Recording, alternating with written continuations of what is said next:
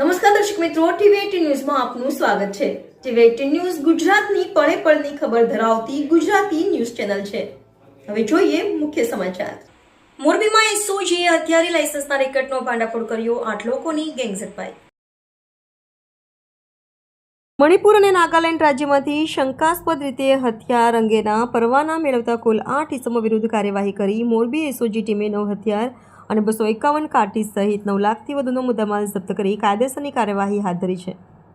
મોરબી જિલ્લામાં ગેરકાયદેસર હથિયારો મોટાભાગે બહારના રાજ્યોમાંથી આવતા હોય છે। રેકેટ ચાલતો હોવાથી રેકેટનો પર્દાફાશ કરવા એસઓજી ટીમ પેટ્રોલિંગમાં હતી। એ દરમિયાન મોરબી જિલ્લા અને આજુબાજુના જિલ્લામાં ગુનાઓ દાખલ થયેલ હોય તેવા ઇસમોને હથિયાર લાયસન્સ મળવાની સંભાવના ઓછી હોવાથી હથિયાર માટેનું લાયસન્સ મળ્યું ના હોય અથવા મળી શકે તેમ ના હોવાથી અન્ય રાજ્યમાંથી ખાસ મણિપુર અને નાગાલેન્ડ જેવા રાજ્યોમાં એજન્ટો થકી ઓલ ઇન્ડિયા પરમિટ મેળવ્યાની હકીકતના આધારે શંકાસ્પદ જણાઈ આવતા 8 ઇસમોએ મણિપુર અને નાગાલેન્ડ રાજ્યમાંથી હથિયાર અંગેના પરવાના મેળવ્યા હોવાનું ખુલ્યું હતું।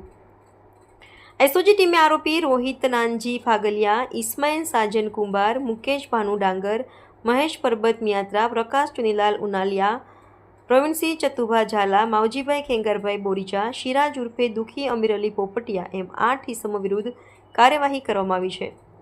એસઓજીની ટીમે રિવોલ્વર અને પિસ્તોલ સહિત કુલ 9 હથિયાર કિંમત ₹8,74,760 અને 251 કાર્ટીજ કિંમત ₹57,792નો મુદ્દામાલ કબજે લીધો છે। ટીવી18 ન્યૂઝ મોરબી।